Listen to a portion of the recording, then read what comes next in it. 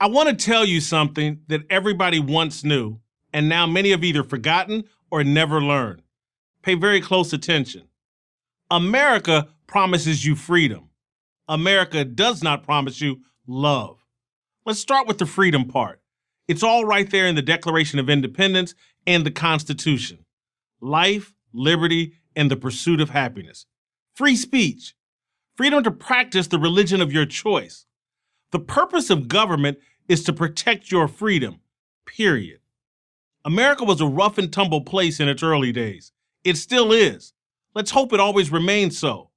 You don't want to live in a country where all your needs are taken care of by the government. That's not how you become great. That's how you become dependent, vulnerable, and truly oppressed. America is a land of opportunity for anyone of any color.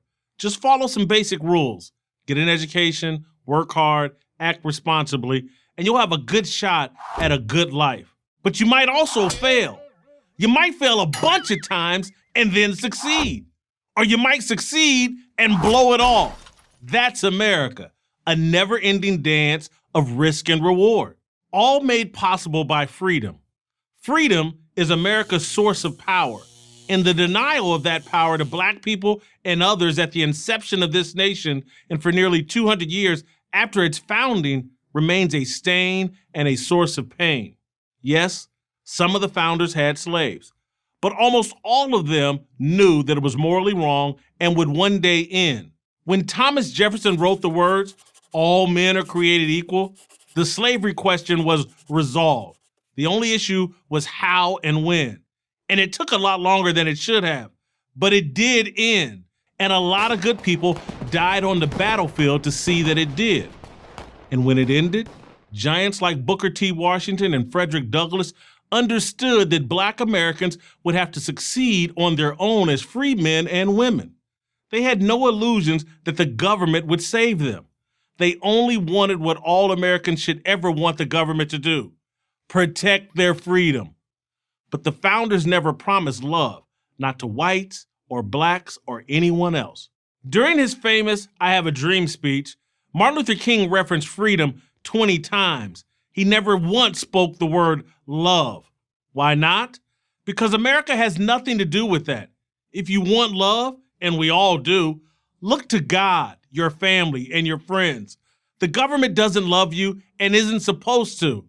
The government is a poor and abusive provider. It offers the bare minimum and fosters a dependency that undermines freedom. During the 2020 Black Lives Matter season, NBA players actually wore jerseys with the slogan, "Love Us," emblazoned on the back. You can't demand love from people. Love is freely given or not given at all. Telling people not to call you this name or that name, or not to act this way or that way, consciously or unconsciously, because it offends you, will not bring you love. Love is your mother's smile or that look your kid gives you when you come home from work. Love is that man or woman who protects you when you're scared and provides a home where you can flourish. And love is what God offers you every moment of every day.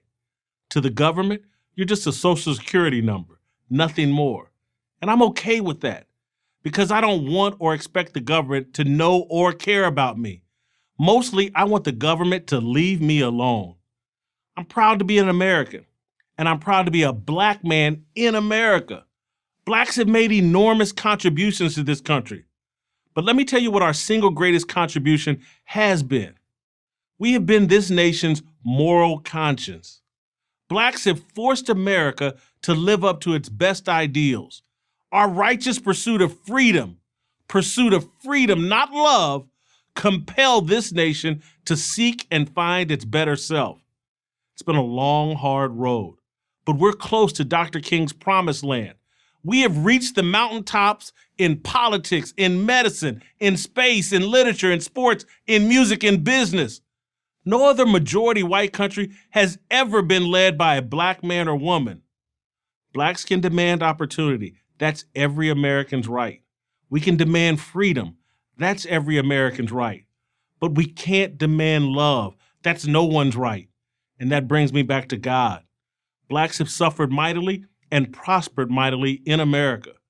But in our long journey, we've always been headed in the right direction until now, because we have taken a wrong turn away from God, where we have, as a community, always found strength and solace, and toward government, which offers us nothing but empty promises. I'm Jason Whitlock for Prager University.